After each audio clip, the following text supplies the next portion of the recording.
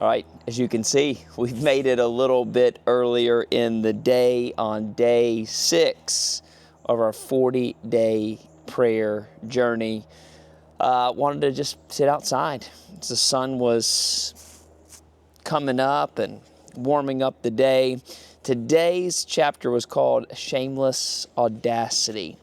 And the thought that I had as I was reading this is often we don't ask in prayer because we don't want to be disappointed or we don't want to be embarrassed. Have you ever thought that?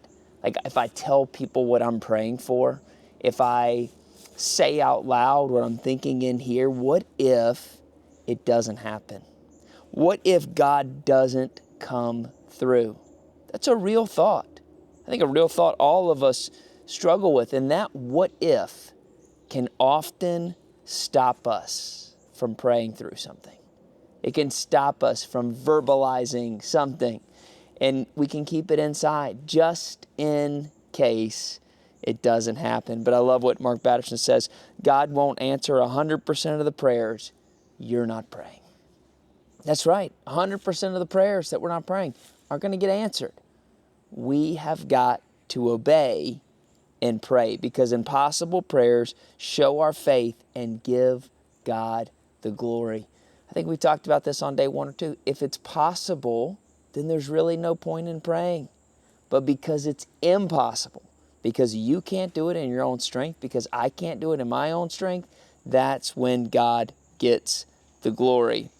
I love what he says on, I think it's page 45.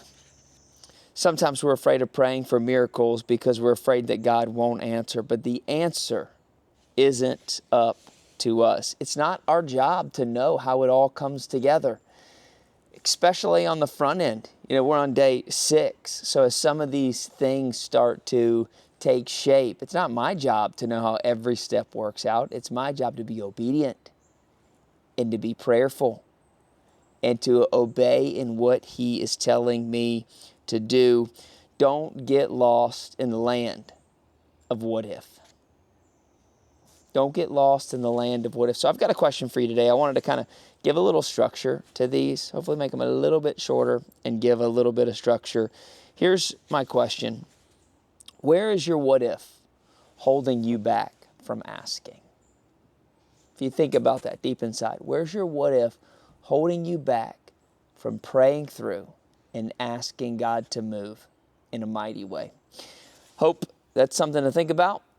Hope that helps. That's day 6. I'll see you on day 7.